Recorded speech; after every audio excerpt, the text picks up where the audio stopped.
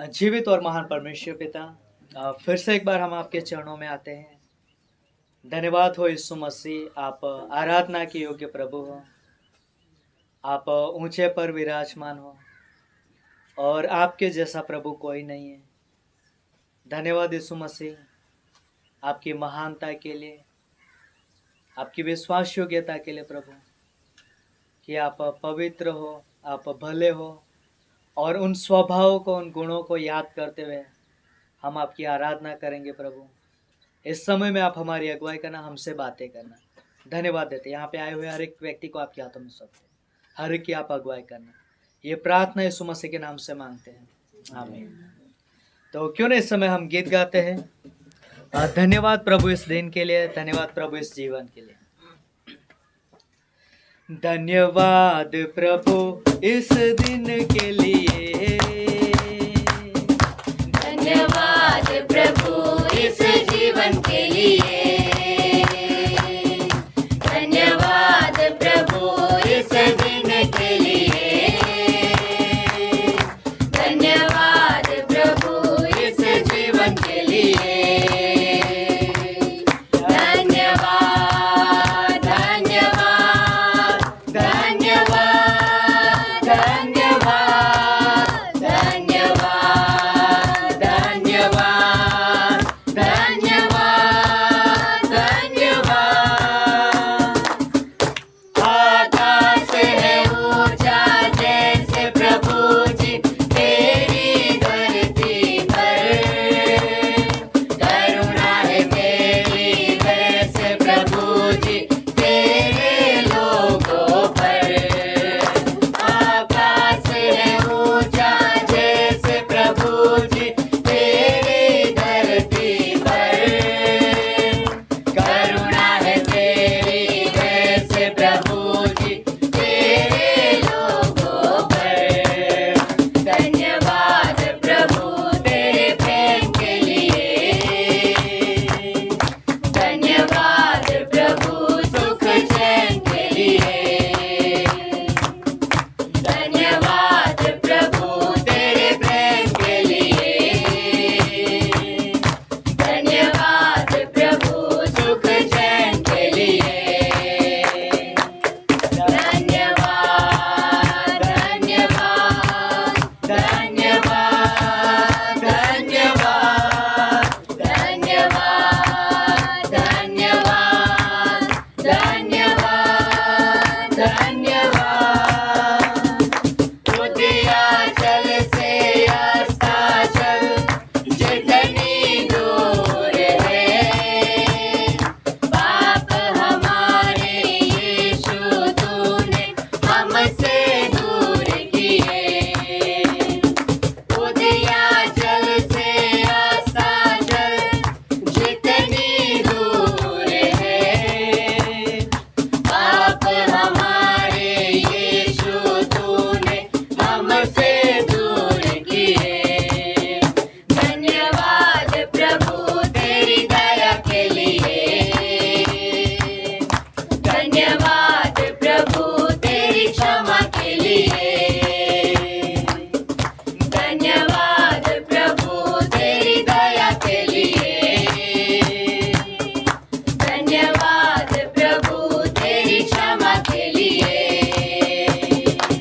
धन्यवाद धन्यवाद धन्यवाद धन्यवाद धन्यवाद धन्यवाद धन्यवाद धन्यवाद। हालेलुया।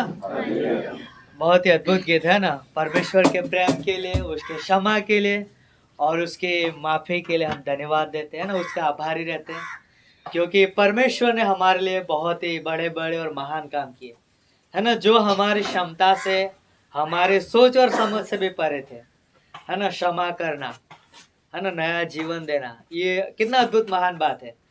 तो उस परमेश्वर के महान अनुग्रह से ये बात हुई है। तो क्यों ना इस समय हम और गीत गाते हैं। मेरे दिल में यीशु आया, मेरा जीवन बदल गया। मेरे दिल में यीशु आया, मेरे दिल में यीशु आया।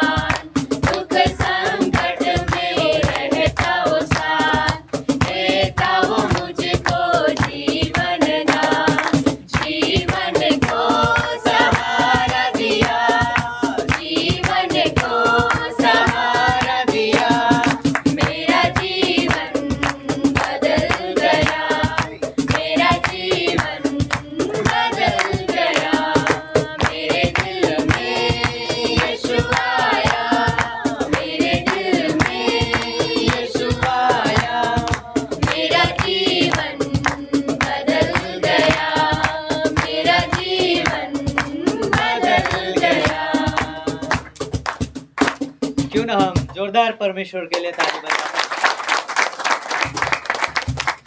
धन्यवाद हो हमारे जीवित और महान परमेश्वर पिता।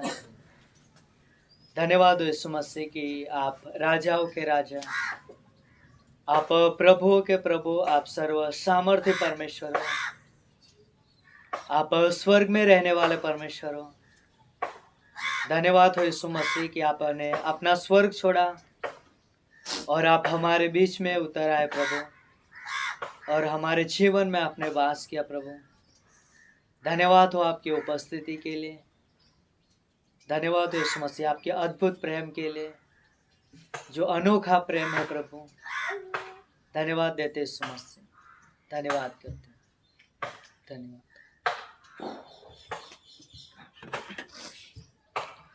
तुझसा इस जहां में और कोई नहीं।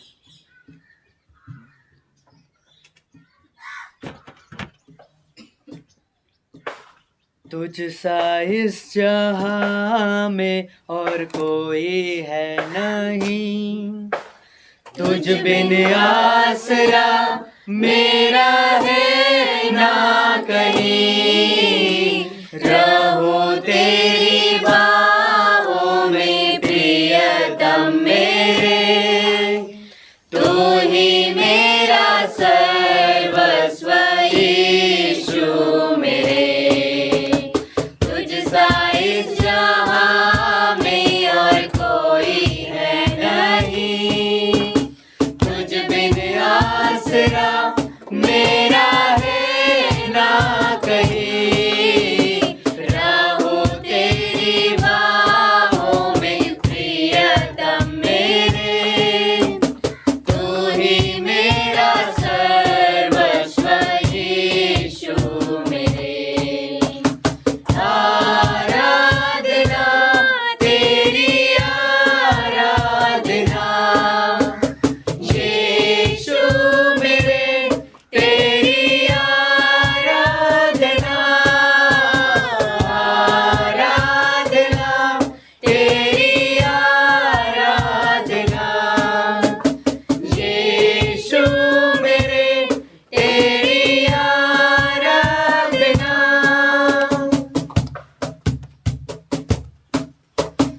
अर्पण करता हूँ खुद को हाथों में तेरे, धो दे मुझको तू प्रभु वचनों से तेरे।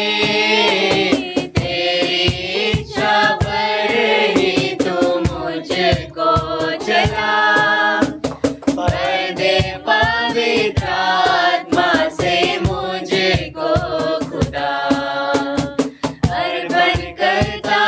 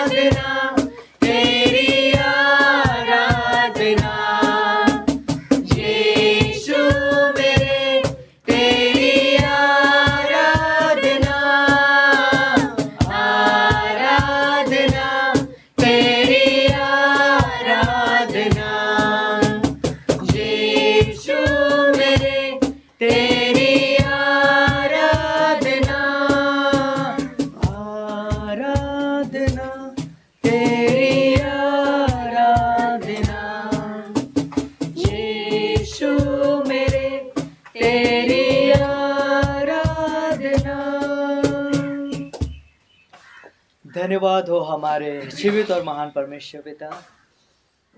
हम आपके नाम की आराधना गाते प्रभु, क्योंकि आपका वचन भी कहता है कि हर एक घुटना आपके सामने टिकेगा और हर एक जीभ अंगीकार करेगी कि यीशु मसीह ही प्रभु है। हाँ प्रभु यीशु मसीह, हमने आप पर विश्वास किया कि आप ही हमारे सच्चे उद्धारकर्ता, आप हमारे प्रभु हो। धन्यवाद यीशु मसीह, इसलिए हम अपने जीवनों को आपके सामने झुकाते प्रभु, आपकी आराधना करने के लिए, आपको महिमा देने के लिए प्रभु। और इसलिए पिता परमेश्वर, हम आपके नाम के हालेलुया का स्तोत्र गाते प्रभु, ताकि सारी महिमा सारा आदर आपको मिले। धन्यवाद यीशु मसीह, धन्यवाद देते हैं कि आप हमारे बीच में हो। धन्यवाद हो तेरी स्तुति आराधना, हो तेरी स्तुति और आराधना करता हूँ मैं तुझसे ये प्रार्थना, महिमा से तेरी तो इस जगह को बढ़े, जो भी तू चाहे तू यहाँ पे कर। Hallelujah, hallelujah, hallelujah,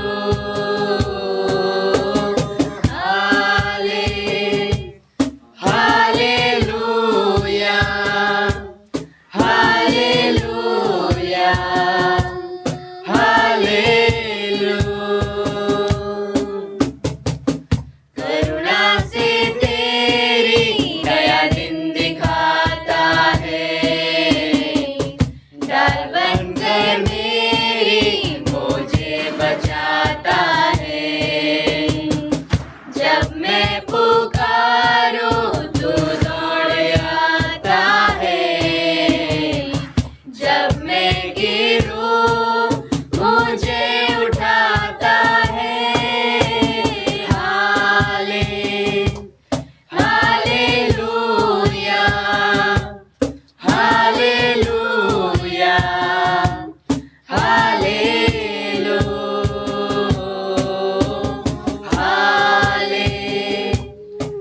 hallelujah, hallelujah, hallelujah.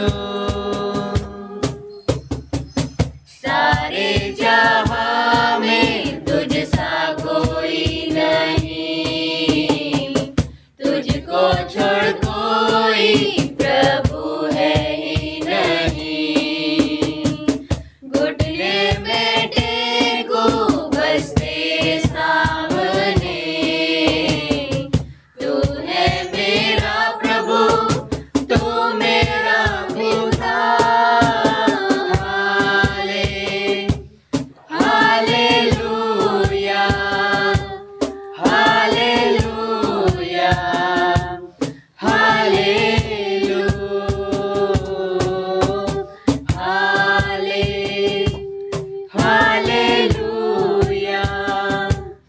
Hallelujah, hallelujah.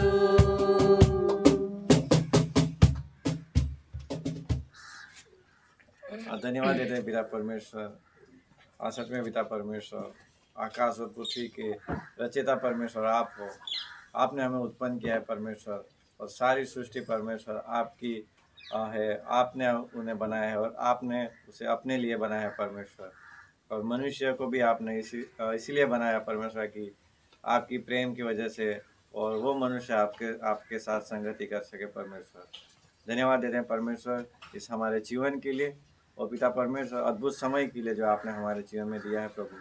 और पिता परमेश्वर इस भक्ति सभा को भी हम आपके हाथ में सौंपते हैं प्रभु। आगे की हर एक एक्टिविटीज़ को आपके हाथ में सौंपते हैं। आप ही अगुवाई करना परमेश्वर। हमारे हृदय को आप सुनने का हृदय बनाना परमेश्वर, और ज्ञान और बुद्धि से परिपूर्ण करना है, ताकि हम आपके वचन को सीख सके, समझ सके परमेश्वर। ऐसे हम प्रार्थना करते हैं। पवित्र आत्मा के द्वारा अगुवाई करना प्रभु। आगे की एक्टिविटीज आपके हाथ में सौंपते हैं। प्रार्थना प्रभु यीशु मसीह के नाम से मांगते हैं। आप अपने स्थान पर बैठ सकते हैं।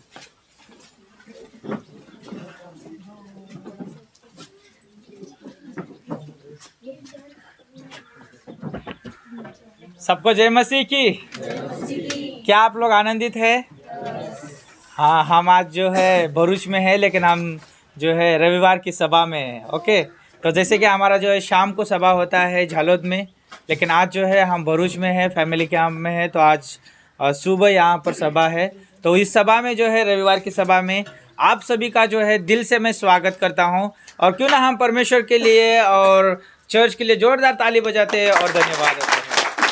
हाँ, और अद्भुत आराधना थी, क्यों ना हम आराधना टीम के लिए जोरदार ताली बजाते हैं और धन्यवाद देते हैं। और कुछ खास अनाउंसमेंट इस रीति से जो है कि हम पिछले दिन में जो है प्रार्थना कर रहे थे फैमिली कैंप के लिए, और आज हम फाइनली इधर है। और परमेश्वर ने जो है 2 दिन से जो है बहुत अद्भुत इसे संभाला है, और आगे भी जो 2 दिन रहने वाले हैं उसमें परमेश्वर सहायता करेगा। उसके लिए भी ज़रूर प्रार्थना में याद रखिए।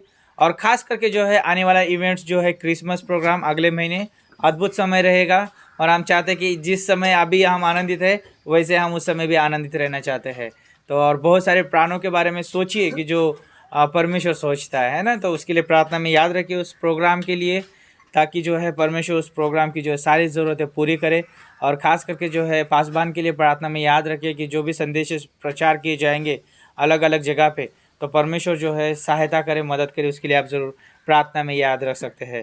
तो आज का जो शेड्यूल इस रीति से रहेगा इसका कार्यक्रम का कि आज इस अनाउंसमेंट के बाद जो है ऑफरिंग संदेश रहेगा, उसके बाद में जो है ऑफरिंग लिया जाएगा, और हमारे लिए बीच में जो है स्पेशल सॉन्ग रहेगा। ओके, और ख़ास उसके बाद में जो है मेन संदेश रहेगा और अद्भुत समय रहेगा, है ना। उसके लिए जो है हम आपको प्रोत्साहन देते हैं, प्रार्थना में रख सकते हैं और प्रार्थना के साथ बैठ सकते हैं। और गुरु शुक्र शनि बाइबल कॉलेज रहेगा, और उसके लिए भी याद रख सकते हैं। ओके, तो कुशलगढ़, दावड़िया और बड़ौदा की चर्च को भी आप प्रार्थना में याद रख सकते हैं। ओके, तो आइए सब मिल के जो है प्रार्थना करते हैं और आगे बढ़ते हैं। परमेश्वर, हम धन्यवाद देते हैं, फिर से एक बार हम आपके सम्मुख आते हैं प्रभु, जो आपने परमेश्वर इस कैंप में आने के लिए मदद किया परमेश्वर, और प्रभु सहायता की, इसलिए धन्यवाद देते हैं। परमेश्वर, हम प्रार्थना करते हैं इस समय कि प्रभु आप हमें प्रभु सहायता करें, जो आने वाले क्रिसमस में परमेश्वर हम उस इवेंट्स में प्रभु सारे प्रभु हम हिस्सा ले सके, और प्रभु सारी जो भी हमारी ज़रूरत होगी परमेश्वर, जो भी हमारी सेवा होगी परमेश्वर, उसमें प्रभु यीशु मसीह आप हमें सहायता दीजिए परमेश्वर, कि वो कर सके परमेश्वर। प्रभु चाहे कोई भी हमारे हिस्से में कोई भी सेवा क्यों ना आए प्रभु, उस सेवा को प्रभु हम कर सके, ऐसा अनुग्रह दिया, ऐसे हम प्रार्थना करते परमेश्वर। धन्यवाद देते प्रभु, आज की सभा आपके हाथों में सौंपते हैं प्रभु यीशु मसीह। आप अपने दासों को इस्तेमाल करिए आपकी महिमा के लिए, आपके नाम को ऊंचा उठाने के लिए। धन्यवाद देते प्रभु, ये स्थान ये जगह आपके हाथों में सौंपते हैं प्रभु यीशु मसीह, सहायता करें, यीशु के नाम से हम मांगते हैं, आमीन। ओके, ये समय जो है दान का समय है, तो क्यों ना हम जिग्नेश भाई का स्वागत करते हैं, वो जो है प्रभु के वचन से बांटेंगे। आप मेरे साथ निकाल सकते हो भजन संहिता, उसका 96 और उसकी 8वीं पंक्ति। भजन संहिता 96 और उसकी 8वीं पंक्ति। यहाँ पर इस प्रकार से लिखा है, यहोवा के नाम की ऐसी महिमा करो जो उसके योग्य है, भेंट लेकर उसके आंगनों में आओ। तो बहुत अद्भुत वचन है, और एक विश्वासी जो होता है वो अच्छी रीति से जानता है कि उसके पास जो आशीष आती है, जो उसका स्रोत कौन है ना। और वो विश्वासी अच्छी रीति से जानते हैं, और परमेश्वर ही जो है, जो इसके ऊपर हम भरोसा करते हैं, और वो परमेश्वर ही जो विश्वास योग्य परमेश्वर है, और वो क्या करता है, अपने विश्वास योग्य लोगों के ऊपर आशीष करता है ना। वो परमेश्वर जो है हमारा स्रोत है, और उसी के पास हमें आशीष आती है। तो जब भी हम दान और दसवांश परमेश्वर के सम्मुख लाते हैं, तो एक परमेश्वर का आदर को दर्शाता है, क्योंकि परमेश्वर ने हम विश्वासियों को आज्ञा दी है कि उसके दान और दसवांश क्या करो, उसके भवन में लेके आओ, और हम उसका पालन करते हैं, है ना। क्योंकि परमेश्वर की ओर से आज्ञा मिली है, और हम उसका क्या करते हैं, पालन करते हैं। और हम देखते हैं कि ये जो दान और दसवांश हम इसलिए देते हैं, परमेश्वर ने इसलिए रखा है कि कलीसिया का जो रख रखाव है उसमें वो इस्तेमाल हो सके, परमेश्वर की जो सेवकाई है उसको समर्थन मिल सके, और मिशन के लिए, बाइबल कॉलेज के लिए, सुसमाचार प्रचार के लिए वो जो दान हम दसवां देते हैं वो क्या होता है, इस्तेमाल होता है। और परमेश्वर ने आज्ञा तो दी है ना, लेकिन एक विश्वासी के पास देने के लिए स्व इच्छा भी होनी चाहिए, है ना। परमेश्वर आज्ञा तो दिया है लेकिन हमारे पास स्व इच्छा नहीं है, फिर भी हम देते हैं तो वो परमेश्वर उसको ग्रहण नहीं करता, क्योंकि हमारी इच्छा नहीं है। हम क्यों देते हैं? क्योंकि आज्ञा निकली है। लेकिन परमेश्वर चाहता है कि हम स्व इच्छा से आनंद के साथ दें। उसमें परमेश्वर ऐसा नहीं है कि आप इतना दो इतना दो, लेकिन परमेश्वर क्या बोलता है कि आप दो, लेकिन स्व इच्छा से दो, आनंद से दो, कुड़कुड़ा के मत दो, है ना। तो वो क्या करता है, परमेश्वर ग्रहण करता है, और जो भी स्व इच्छा से देता है परमेश्वर उसे भरपूरी से आशीषित करता है, भरपूरी से इसका इस्तेमाल करता है, क्योंकि परमेश्वर विश्वास योग्य है और हम भी और देने में विश्वास योग्य बने रहे। तो इस वचन के द्वारा परमेश्वर आप सभी को आशीषित करे। तो आइए हम आने वाले दान के लिए प्रार्थना करते हैं। धन्यवाद करते हैं पिता परमेश्वर, हम आपकी महिमा करते हैं। सच में पिता परमेश्वर, जो भी आपने हमारे जीवन में आशीष दी है प्रभु, हम भरोसा करते हैं, विश्वास करते हैं वो आपकी ओर से हमें मिला है परमेश्वर, और उसी में से हम परमेश्वर आपके कार्य के लिए, आपकी सेवकाई के लिए हम दान या दसवां देने जा रहे हैं प्रभु जी। उसे प्रभु आप ग्रहण करना, आपकी सेवकाई के लिए इस्तेमाल करना, और प्रभु जी बहुतायत से जो खोए हुए लोग हैं उन तक प्रभु आपका सुसमाचार पहुंच सके, इसलिए इस कलीसिया का इस्तेमाल करना, वैसे हम प्रार्थना करते हैं। कलीसिया के सभी परिवारों को हम आपके हाथ में सौंपते प्रभु, सभी को आशीषित करना परमेश्वर, ताकि वो बहुतायत से आपकी सेवकाई के लिए इस्तेमाल हो सके परमेश्वर। धन्यवाद देते हैं इस समय के लिए। प्रार्थना प्रभु यीशु मसीह के नाम से मांगते हैं, आमीन। तो अभी एक गीत होगा और उस दरमियान दान लिया जाएगा।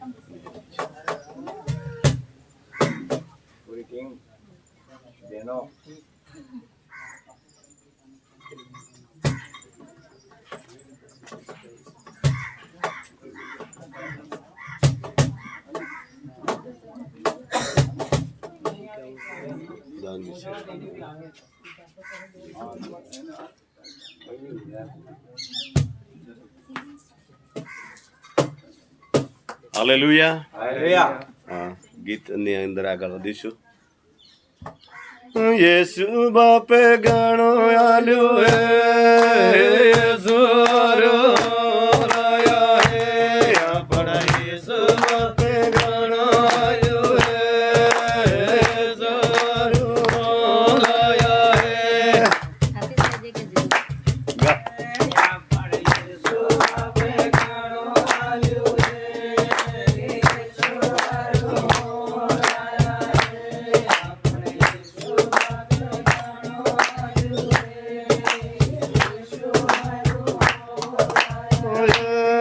બળે સો બાપે સેવા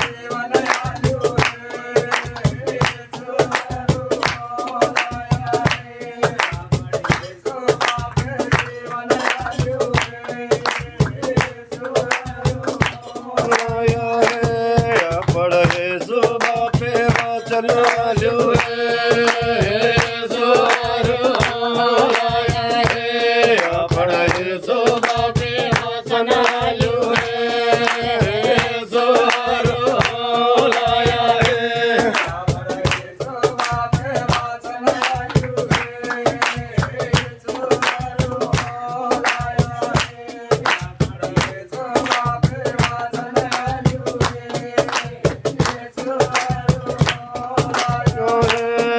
बड़े शोभा पे सको आलू है सो हारो लाया है बड़े शोभा पे सको आलू है सो हारो लाया है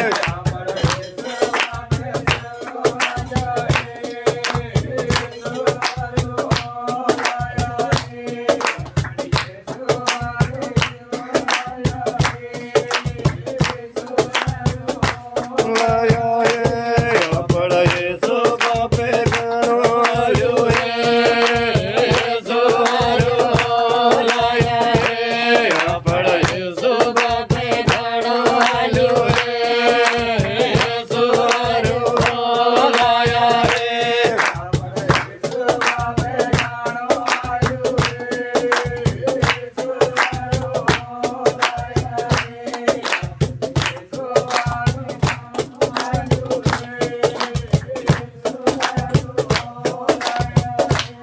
बोलो प्रभु यीशु मसीह की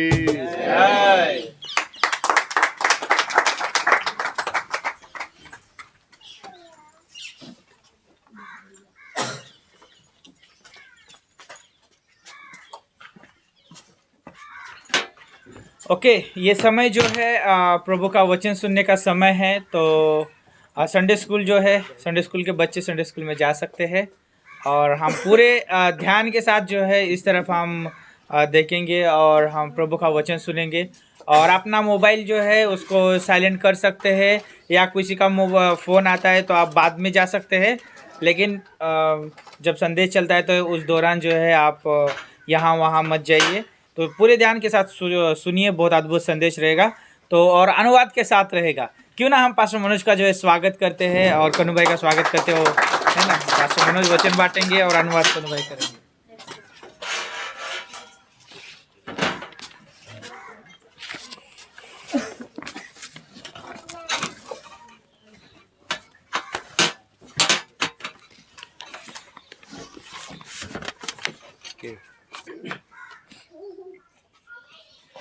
सब लोग तैयार हैं परमेश्वर का वचन सुनने के लिए?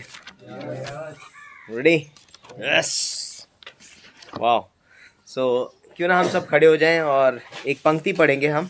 તો આવો આપણે પોતાની જગ્યા પર ઊભા થઈ અને વચન વાંચીએ। फिलिपियों की किताब उसका दूसरा अध्याय ફિલિપીઓની કિતાબ તેનો બીજો અધ્યાય और उसके दूसरी पंक्ति से અને એની બીજી કલમથી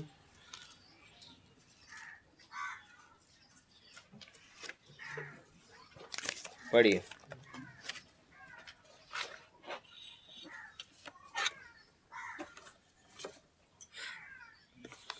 यस, तो पहला फिलिपियों की किताब उसका दूसरा अध्याय उसकी दूसरी पंक्ति से लेकर चौथी पंक्ति तक यहाँ पर इस प्रकार से लिखा है, तो मेरा यह आनंद पूरा करो कि एक मन रहो, एक ही प्रेम, एक ही चित्त, एक ही मनसा रखो, विरोध या झूठी बढ़ाई के लिए कुछ ना करो, पर दीनता से एक दूसरे को अपने से अच्छा समझो, हर एक अपनी ही हित की नहीं वरन दूसरों की हित की भी चिंता करे। અને અહીંયા લખેલું છે, તો મારો આનંદ એવી રીતે સંપૂર્ણ કરો કે તમે એક જ મનના થાઓ, એક સરખો પ્રેમ રાખો, એક જીવના તથા એક દિલના થાઓ, પક્ષાપક્ષીથી કે મિથ્યા અભિમાનથી કંઈ ન કરો, દરેક નમ્ર ભાવથી પોતાના કરતાં બીજાને ઉત્તમ ગણવા, તમે દરેક પોતાના હિત પર જ નહીં પણ બીજાઓના હિત પર પણ લક્ષ્ય આપો। आइए हम प्रार्थना करते हैं। परमेश्वर पिता, हम धन्यवाद देते हैं इस खूबसूरत समय के लिए, इस दिन के लिए और इस वचन के लिए। हम आपके नाम को ऊंचा उठाते हैं, आपकी महिमा, आपकी स्तुति करते हैं। इस संदेश को आपके हाथों में सौंप देते हैं पिता परमेश्वर। आप हमसे व्यक्तिगत रूप से बातें करना और पवित्र आत्मा के द्वारा अगुवाई करना। शैतान की हर एक चाल, हर एक युक्ति से छुड़ाना और हमारे माइंड को डिस्ट्रैक्ट मत होने देना पिता परमेश्वर, परंतु हम तेरी ओर आकर्षित हो, तुझसे सीख सकें और तेरे वचन के अनुसार अपने जीवन को जी सकें। प्रभु यीशु मसीह के नाम से मांगते हैं, आमीन आमीन। Praise the Lord. आप लोग बैठ सकते हैं। પોતાની જગ્યા પર બેસીએ આપણે। सो हमने यहाँ पर फिलिपियों की किताब में एक खूबसूरत पंक्ति पढ़ी है અને ફિલિપિયોના કિતાબની અંદર આપણે બહુ સુંદર કલમો વાંચી और यहाँ पर ये बहुत खूबसूरत चीज है અને ત્યાં એક ખૂબસૂરત બાબતો છે जो मुझे दूसरी पंक्ति में देखने को અને मिली। પાછળ કે છે મને બીજી કલમમાં જોવા મળી। सो हम किस विषय पे बातें कर रहे हैं इस समय? તો આ સમયની અંદર આપણે કઈ બાબતના લઈને વાત કરી રહ્યા છે? विवाह के बारे में, વિવાહ લગ્ન जीवन है ना? तो विवाह के बारे में हम बातें कर रहे આપણે हैं લગ્ન વિશે વાત કરી રહ્યા છે। और जो पहला था वो था वादा, અને જેમ આપણે પહેલી બાબત જોઈ તો करार વિશે, और अब हम जिसके विषय में बात कर रहे हैं वो है प्रतिबद्धता, यानी कि कमिटमेंट। इंग्लिश આજે આપણે જે બાબતના વિશે જોવાના છે प्रतिबद्धता, कमिटमेंट, इंग्लिश में कमिटमेंट बोलते हैं। कमिटमेंट। और एक तरीके से दूसरा अगर इसके लिए शब्द देखेंगे तो वचनबद्धता या सौंपना अपने आप को। અને જો બીજી રીતના જોવા જઈએ તો એના એ રીતના કહેવામાં આવ્યું છે કે વચનબદ્ધતા કાં તો પોતાને સોંપી દેવું, अपने आप को सौंप देना અને उसके लिए, પોતાને સોંપી દેવું। है ना? तो ये बहुत अद्भुत यहाँ पर ये पंक्ति में लिखा है। અને અહીંયા એ બાબતો અહીંયા કલમોમાં લખેલી છે। तो बोलता है मेरा ये आनंद पूरा करो અને મારો આ આનંદ તમે પૂરો કરો कि एक मन रहो। કે તમે એક મન ના રહો। भाई जब परमेश्वर ने आदम और हवा को बनाया અને જ્યારે દેવે આદમ હવાને બનાવેલા तो वहां पर उन्होंने एक बात कही ત્યારે તેમણે એમને એક બાબત કીધી હતી कि अब वो दो नहीं होंगे, वो एक होंगे, હવેથી તેઓ બે નહીં પરંતુ એક છે, वो एक तन होंगे, તેઓ એક દેહ થશે। है ना? सिर्फ एक तन नहीं, लेकिन यहाँ पर पौलुस बोलता है कि एक मन रखो। અને એક દેહના જ નહીં પરંતુ એક મન પણ રાખો એવું और પાઉલ કહે बोलता है છે। एक ही प्रेम, અને એક જ પ્રેમ, है ना? दोनों के अंदर अलग अलग प्रेम नहीं पाया जाना चाहिए। બંનેની અંદર અલગ અલગ પ્રેમ જોવા ના જોવો જોઈએ। हो सकता है अलग अलग प्रेम हो, અલગ અલગ કદાચ બની શકે, અલગ અલગ પ્રેમ હોઈ होता है ना? શકે, पर एक प्रेम कैसे हो सकता है? તો એક પ્રેમ કેવી રીતના હોઈ શકે? क्योंकि एक प्रेम जो है सिर्फ यीशु मसीह से आता है। કેમ કે એક પ્રેમ એ તો પ્રભુ ઈસુ ખ્રિસ્ત તરફથી આવે છે। तो उन दोनों के अंदर एक ही प्रेम होना चाहिए, वो भी यीशु मसीह का प्रेम। અને એ પ્રેમની અંદર એક જ પ્રેમ હોવો જોઈએ, બંનેની અંદર પ્રભુ ઈસુ ખ્રિસ્ત। क्योंकि हम जानते हैं प्रेम के लिए 4 शब्दों का इस्तेमाल किया गया है। આપણને ખબર છે પ્રેમના વિશે 4 શબ્દોનો ઉપયોગ કરેલો છે। फिलियो ફિલિયો जो मित्रता का प्रेम है, અને જે મિત્રતાનો પ્રેમ કહેવાય છે, स्टोर्गे સ્ટોર્ગે जो कि माता पिता का अपने बच्चों के प्रति प्रेम है, અને જે માતા પિતાનો બાળકો પ્રત્યેનો પ્રેમ છે, इरोस અને ઇરોસ जो पति पत्नी के बीच का प्रेम है, અને જે પતિ પત્નીના વચ્ચેનો પ્રેમ છે, चौथा है अगापे, અને ચોથો અગાપ્ય, और ये परमेश्वर का प्रेम है। અને આ પરમેશ્વરનો પ્રેમ છે। और ये प्रेम बोलता है कि इस प्रेम में बलिदान है, અને આ પ્રેમની અંદર કે છે બલિદાન છે। ये प्रेम में स्वार्थ नहीं है, એ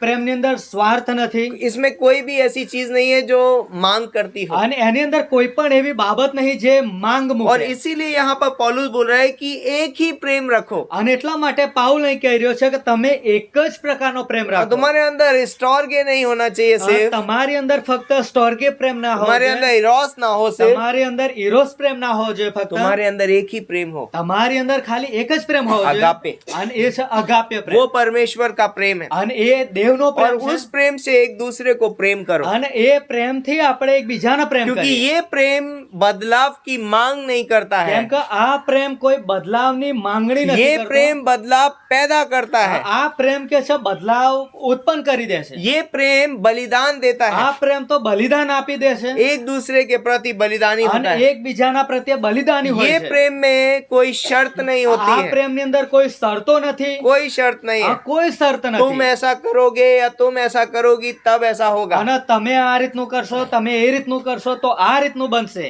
कोई शर्त नहीं है। આ કોઈ શરતો और નથી। इसीलिए यहाँ पर पौलुस बोलता है कि एक ही प्रेम करो, અને એટલા માટે પાઉલ કહે છે કે તમે એક જ પ્રેમ કરો एक ही चित्त हो। અને એક જ ચિત્તના થાઓ। यानी एक चित्त मतलब दोनों का एक ही बात અને पे મતલબ सहमति। કે બંને એક જ વાતની અંદર સહમત હોવા वो જોઈએ। कैसे होगा? તો આ કેવી રીતના બનશે? जब हमारी सोच एक होगी, જ્યારે આપણા વિચારો એક और બનશે। इसीलिए बोलता है कि एक ही मनसा रखो। અને એટલા માટે કહેવામાં આવ્યું છે કે તમે એક જ મનસા રાખો। एक ही मन होना बहुत હા, जरूरी એક है, જ મન હોવું જોઈએ, एक ही मन। એક જ મન। और यहाँ पर फिर बोला है कि क्या क्या नहीं करना है। અને અહીંયા બતાવવામાં આવેલું છે કે કઈ કઈ બાબતો નથી કરવાની। विरोध વિરોધ या झूठी बढ़ाई के या लिए कुछ मत પછી करो। જૂઠી બાબતોના લઈને બઢાઈને લઈને Right. કઈ ના કરો। ये कॉमन पंक्ति है, और हर एक रिश्ते के लिए है, આ એકદમ સામાન્ય કલમો છે દરેક સંબંધો માટે। लेकिन हम इसे शादी में देख सकते हैं, પરંતુ આપણે એના લગ્ન જીવનમાં જોઈ है ना। શકીએ છીએ। विरोध या झूठी बढ़ाई के लिए कुछ मत करो। અને વિરોધ અને જૂઠી મિથ્યા બાબતોને લઈને કઈ ન કરો। कई बार लाइक हस्बैंड वाइफ एक दूसरे को दिखाने के लिए कर देते हैं, અને કેટલીક વખત પતિ પત્ની એકબીજાના દેખાડો કરવા માટે કઈક બાબતો કરી है નાખે ना। છે। एक हम जब मैरिज एंड फैमिली काउंसलिंग का क्लास कर रहे थे, पास्टर ने एक कहानी बताई थी, અને લગ્ન જીવનના વિશે જે ક્લાસ હતો એના વિશે પાસ્ટર કાલે એક કહાની બતાવેલી। और बोलते हैं कि एक व्यक्ति था, वो अपने घर में एक दिन अपनी वाइफ के लिए एक बड़ा सा फूल का गुच्छा लेकर के आया અને घर એક વ્યક્તિ કે છે પોતાની પત્ની માટે કે છે કે એક ફૂલનો કે ગુચ્છો લઈને આવ્યો है। और ला करके उसके हाथ में दे અને दिया। લાવીને એના હાથમાં મૂકી દીધો। और बोलते हैं वो बहुत खुश हो गई, थैंक અને यू। ઘણી ખુશ થઈ ગઈ। नहीं, ये तो मेरी ड्यूटी थी, ના આ તો મારી ફરજ હતી એટલે इसलिए मैं लाया हूँ, અને એટલે હું લઈ આવ્યો છું। नॉट बिकॉज ऑफ लव, આ प्यार की वजह से પ્રેમના नहीं। લીધે નહીં, ये मेरा एक ड्यूटी थी, આ ये તો तो મારી એક ફરજ છે એના લીધે મેં इसलिए આપ્યું એટલે આપ્યું। हो सकता है। આવું બની શકે છે। मैं इसलिए करता हूँ क्योंकि मैं तो एक पति हूँ या मैं एक पत्नी हूँ, तो मुझे शायद ऐसा करना पड़ेगा। અને હું એટલા માટે કરું છું કે હું એક પતિ છું કે પત્ની છું, મારે એવું કરવું પડે છે એટલા માટે કરું છું। पर क्या मैं प्रेम से करता हूँ? પરંતુ શું હું એ બાબત પ્રેમથી કરું છું?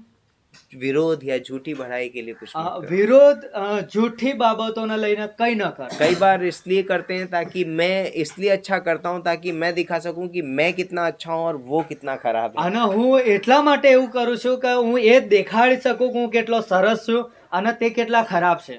वो देखो कितना खराब है, देखो, आना- लेकिन मैं अच्छा करता અને हूँ। જુઓ તે કેટલા ખરાબ છે અને હું કેટલો સરસ કામ और यहाँ સરસ पर કરું છું। पौलुस कहता है ये मत करो, અને અહીંયા પાઉલ કહે છે કે આવી બાબતો ના કરશો झूठी बढ़ाई लेने के लिए, ताकि लोग मेरी बढ़ाई અને करें। જૂઠી બાબતોની તારીફ પ્રશંસા માટે કઈ ન કરો। और ना करो, और पर दीनता से एक दूसरे को अपने से अच्छा समझो। પરંતુ નમ્રતાથી એકબીજાના પોતાનાથી સારા ગણો। बहुत बड़ी बात है, અને આ બહુ મોટી બાબત છે। ये मेरे से अच्छा है। ये नहीं कि आप दिखावटी नहीं है यहाँ અને पर। આ બાબતો નહીં કે આપણે દેખાડો કરીએ, ये मतलब हम अपने आप को समर्पित कर रहे हैं। આપણે પોતાને સોંપી દઈએ છે। प्रतिबद्धता है ये। આને કહેવાય છે मैं પ્રતિબદ્ધતા। बोलूंगा, मैं अपने आप से आपको ज्यादा अच्छा समझता हूँ। અને હું એ પ્રમાણે કહીશ કે મારા કરતા તમને વધારે હું બહુ ઉત્તમ ગણીશ। तो पहली जो प्रतिबद्धता है, जो एक पुरुष या स्त्री को एक दूसरे के साथ बांधनी અને चाहिए, પહેલી प्रतिबद्धता જે એક પુરુષ એક સ્ત્રી એકબીજાની સાથે બાંધવી જોઈએ, है ना, या फिर एक पति पत्नी को એક कहने का પતિ मतलब है, પત્નીએ आपस में बांधना है, એકબીજાની સાથે હમણાં બાંધવાની છે। वो है मैं एक सेवक का हृदय विकसित करूंगा, હું એક या करूंगी। સેવકનું હૃદય વિકસિત કરીશ या करूंगा या करूंगी। कर कैसे કરીશ। ओके, दोनों के लिए एक ही है ना। स्त्री या पुरुष एक दूसरे को बोल सकते हैं। અને સ્ત્રી અને પુરુષ એકબીજાને કહી શકે છે मैं अपना एक सेवक का हृदय विकसित करूंगी। હું મારું હૃદય એક સેવકનું હૃદય વિકાસ કરીશ એનો। हाँ, तो लाइक मैं अपने जीवन में ये प्रतिबद्धता लेता हूँ जब मैं शादी के बंधन में बंध जाता हूँ, અને જ્યારે હું લગ્નના બંધનમાં બંધાઈ જાઉં છું ત્યારે હું એક પ્રતિબદ્ધતા લઉં છું कि मैं अपनी पत्नी या पति के प्रति एक सेवक का हृदय विकसित અને करूंगा। હું મારા પતિ કે પત્નીના પ્રત્યે સેવકનો હૃદયનો વિકાસ કરું। तो बोलते हैं कि ये कैसे हो पाएगा? તો આ કેવી રીતનું બનશે? याद है जब परमेश्वर ने उत्पत्ति की किताब में पहली शादी की, શું તમને ખબર છે જ્યારે દેવે ઉત્પત્તિના પુસ્તકની અંદર પહેલું લગ્ન કરાવ્યું હતું है ना, वो किसी बैंकेट हॉल में नहीं हुआ था, અને એ કોઈ બહુ મોટો બેન્કેટ હોલની અંદર નહોતું થયું, सितारों के नीचे, बस। खुले आसमान में, ખુલ્લા આકાશની નીચે તારાઓના गार्डन નીચે, ऑफ ईडन में। એદનના બગીચાની અંદર। एक विवाह का समारोह हुआ અને- जिसे पहली बार परमेश्वर ने અને कंडक्ट किया વિવાહનો એક ઉત્સવ હતો જે દેવે પહેલી વખત કર્યો હતો और आदम ने कहा ये मेरे लिए दुनिया की एकमात्र लड़की है અને जिसे मैं प्यार આદમ करता हूं। કહેવા લાગ્યો કે આ દુનિયાની અંદર મારા માટે આ એક એવી સ્ત્રી છે જેને હું પ્રેમ કરું છું एक पति के लिए उसकी पत्नी इज अ लास्ट ऑप्शन એક પતિના માટે એની પત્नी એ છેલ્લો વિકલ્પ છે और कोई नहीं है कि ये नहीं तो दूसरी सही, ऐसा એના नहीं होता સિવાય બીજું કોઈ ને કે આ નથી તો બીજું કોઈ હશે है। એવું નહીં एक पत्नी के लिए भी दूसरा कोई विकल्प એક नहीं। પત્નીના માટે પણ બીજો કોઈ વિકલ્પ નથી मेरा पति दैट लास्ट મારો પતિ मतलब કે છેલ્લો અંત मतलब એ જ वही है बस, બસ है ना। जब परमेश्वर ने आदम और हवा को बनाया वहाँ दूसरा कोई विकल्प नहीं અને था। દેવે જ્યારે આદમ હવાનો બનાવ્યો ત્યારે બીજો કોઈ ત્યાં વિકલ્પ नहीं, ન जब હતો परमेश्वर हमें शादी में लेकर के आता है तो दूसरा और कोई विकल्प नहीं, कोई और दूसरा बीच में અને नहीं। જ્યારે પરમેશ્વર એ લગ્નમાં લઈ આવે છે આપણને તો પછી એનાથી બીજો કોઈ વિકલ્પ નથી तो यहाँ पर परमेश्वर ने बहुत ही खूबसूरत से शादी किया उन दोनों का। અને દેવે અહીંયા બહુ સરસ સુંદર રીતે બંનેનું લગ્ન કરાવ્યું वहां पर पता है दो चीजें नहीं थी, અને वहाँ पर પરંતુ ત્યાં કે છે બે બાબતો ન હતી स्वार्थ नहीं था वहां पर। ત્યાં કોઈ સ્વાર્થ ન હતો वहां कोई लाइक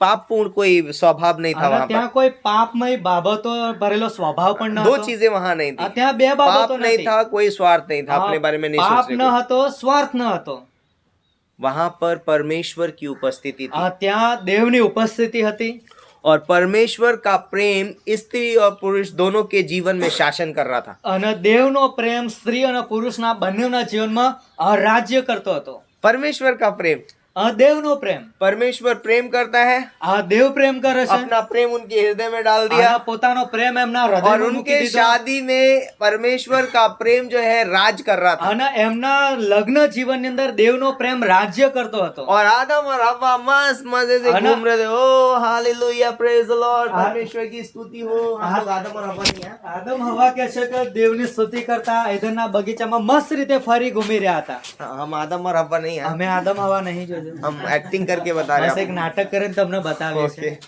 सो ये परमेश्वर के प्रेम की वजह से उनके जीवन में आनंद था અને દેવના પ્રેમના લીધે એમના જીવનમાં આનંદ હતો और इसीलिए गलातियों का 5:22 में बोला है ना અને એટલા માટે જેમ ગલાતી 5:22 માં कि કીધું आत्मा का फल तो प्रेम है, આત્માનું જે ફળ છે તો પ્રેમ आनंद, शांति, धीरज, शांति, कृपा, भलाई, संयम, सहनशीलता, नम्रता, विश्वास और ऐसे ऐसे बहुत सारे काम। અને આ રીતના બધા ફળો અલગ અલગ तो परमेश्वर का प्रेम उनके शादी के बीच में था પરંતુ દેવનો પ્રેમ એમના લગ્ન જીવનની વચમાં હતો और वो उनके जीवन में कार्य कर અને रहा था। એ એમના જીવનમાં કાર્યરત હતો और वो मानो बहुत आनंदित थे, અને એ ઘણા આનંદથી बहुत હરખાતા હતા. शांति में थी। એ બહુ શાંતિમાં હતા भैया आज अगर आप अपनी शादी में आनंद और शांति चाहते हैं, અને જો આજે તમે તમારા લગ્ન જીવનમાં આનંદ અને શાંતિ મેળવવા માંગો છો यदि आप अपने जीवन में परमेश्वर के उस धीरज को, उस विश्वास को महसूस करना चाहते અને हैं, જો તમે દેવની ધીરજ અને એના વિશ્વાસનો અનુભવ કરવા માંગો છો परमेश्वर के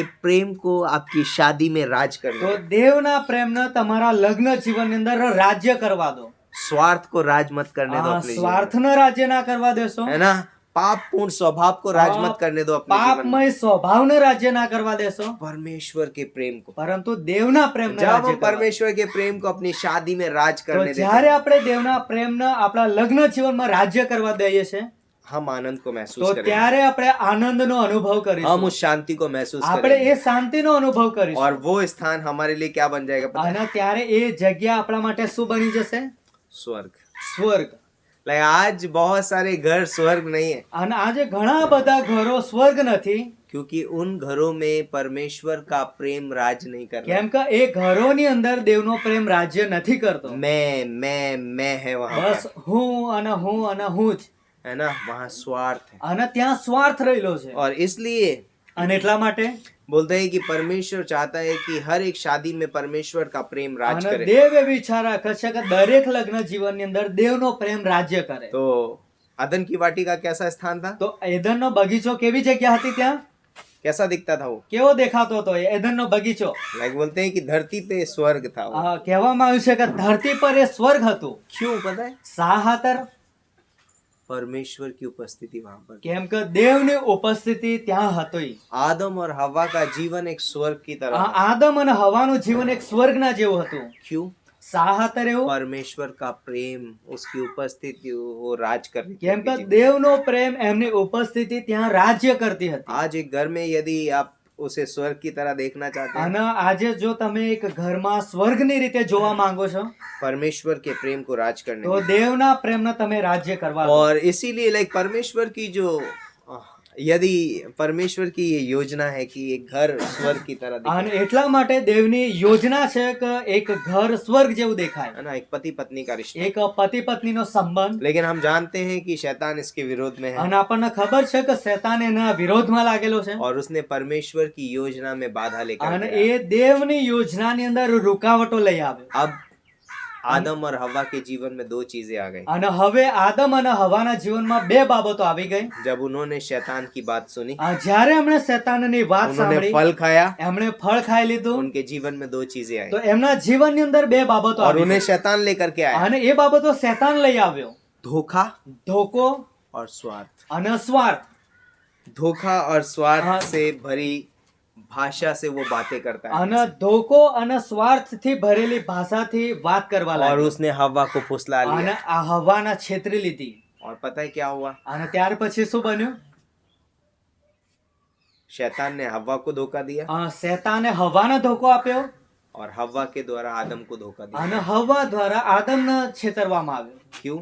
શા ખાતર એવું? स्वार्थ। સ્વાર્થના લીધે. स्वार्थ धोखा देता है। સ્વાર્થ ધોકો આપે છે. स्वार्थ सच्चा प्रेम नहीं करता है। સ્વાર્થ સાચો પ્રેમ નથી કરતો. स्वार्थ स्वयं से प्रेम करता है। સ્વાર્થ એ તો પોતાનો જ પ્રેમ કરે છે. लेकिन परमेश्वर का प्रेम हमेशा दूसरों के लिए। અને દેવનો પ્રેમ તો હંમેશા બીજા લોકો માટે अगापे છે. हमेशा दूसरों के लिए। અગાપે પ્રેમ હંમેશા और બીજા લોકો માટે છે. इसीलिए परमेश्वर ने बोलता है कि जब आदम और हवा ने पाप कर दिया અને એટલા માટે જ્યારે આદમ હવાએ પાપ કર્યું હતું और वही पापी स्वभाव आज पूरी दुनिया में फैल गया। અને એ જ પાપી સ્વભાવ આખી દુનિયાની અંદર अगर ફેલાયો आप છે. रोमियो का 5:12 पढ़ेंगे અને જો તમે રોમન 5:12 વાંચશો तो प्रत्येक स्त्री पुरुष में आज आदम का स्वभाव है અને દરેક સ્ત્રી પુરુષની અંદર આજે એ આદમનો સ્વભાવ છે. और ये हमको विरासत में मिला અને है આ આપણને એક વારસાગતે મળેલું और છે. इसकी वजह से आज हम पापी हैं। અને એટલા માટે આજે આપણે પાપી और છીએ. इसीलिए भजन संहिता 51 51 અને ગીત શાસ્ત્ર 51 और 5 में दाऊद कहता અને है, 5 ની અંદર દાऊद કહે છે वो बोलता है कि माता के गर्भ में रचा गया तब से मैं क्या हूँ? पापी हूँ। અને માતાના ગર્ભમાં જ્યારે મને બનાવવામાં આવ્યો ઘડવામાં ત્યારથી જ હું તો પાપી છું. तो इसलिए बोलते हैं कि अब मनुष्य के अंदर पाप है અને હવે માણસની અંદર પાપ છે. और वो पता है क्या कर रहा है अभी? અને એ માણસ શું કરી રહ્યો છે ખબર? उसके अंदर एक बीमारी है એની અંદર એક બીમારી છે. और वो है मैं की बीमारी। અને એની અંદર એ જે બીમારી છે એ હું. तो पहले आदम ने क्या बोला था? અને પહેલા આદમે શું કીધું હતું? ये मेरी हड्डी में की हड्डी और ये मेरे मांस में का मांस है। આ તો મારું હાડકામાંનું હાડકું અને મારું માંસ ये મનું नर માંસ में છે. से निकाली गई ये नारी है। અને આ તો મારામાંથી કાઢવામાં એ આવ્યું છે. એટલા દોનો માટે તો એક નારી છે. છે અને તેઓ બંને એક છે. एक છે लेकिन अब दोनों मैं हो गए। પરંતુ હવે તેઓ બંને હું અને હું થઈ ગયા. मैं शब्द बीच में आ गया। હું શબ્દ વચમાં આવી ગયો. और एक शादीशुदा जीवन में यदि मैं शब्द होगा અને એક લગ્ન જીવનની અંદર ખાલી હું શબ્દ હશે और मैं शब्द पता है क्या करता है? અને હું એ શબ્દ શું કરે છે ખબર છે? हमें आत्म केंद्रित તો बनाता है। આપણને આત્મ કેન્દ્રિત બનાવી નાખે છે. हर एक चीज में हम सिर्फ अपने बारे में सोचते અને हैं। દરેક બાબતોને લઈને આપણે ખાલી પોતાના વિશે જ વિચાર કરીએ છીએ. हम हर एक चीज को अपने माध्यम से ही देखते અને हैं, આપણે દરેક બાબતો આપણે પોતાની તરફથી જ જોવા है લાગીએ ना? છીએ. उदाहरण के तौर पे बताऊं आपको, અને જો તમને ઉદાહરણની રીતે બતાવીએ તો अभी हम लोगों ने बहुत सारे लोगों ने फोटो खींचे थे અને अभी। જેમ આપણે ઘણા બધા લોકોએ ફોટો ખેંચ્યો હતા. सही बात है। શું સાચી વાત છે? जब मैं अगर आपको फोटो दिखाऊं तो आपकी सबकी सबसे पहली नजर आपकी किसके ऊपर અને रहेगी? જો એ ફોટો તમને બતાવવામાં આવે તો સૌથી પહેલા તમારી નજરો કોની ઉપર જશે? किसके ऊपर देखेंगे आप? કોની ઉપર જોશો તમે? કોને જોશો? कभी कोई आप પોતાને. दूसरे को नहीं देखेंगे कि कैसा दिख આ रहा પહેલા તમે ક્યારે બીજાને નહીં જો કે આ કેવો દેખાય છે. है, मैं कैसा दिख रहा અરે हूँ। હું એની અંદર કેવું દેખાઉં उस છું? फोटो में भले से कितनी भी खराबियां क्यों ભલે ना એ हो, ફોટોની અંદર કેટલા પણ લોકો ખરાબી કેમ ના कन्नू રહી, भाई की नाक भले से टेढ़ी ભલે आई મારું हो, નાક એકદમ આખું થઈ ગયેલું હોય, आंखें मीची हुई हो, આંખો બંધ પડી ગયેલી હોય, બસ હાથ આમ થઈ ગયેલા હોય. ऐसा क्यों ना हो, लेकिन अगर मेरा फोटो ठीक आया, પરંતુ જો એની અંદર મારો ફોટો સારો આવ્યો છે वो फोटो एकदम बढ़िया है। તો એ તો ફોટો બસ સરસ છે.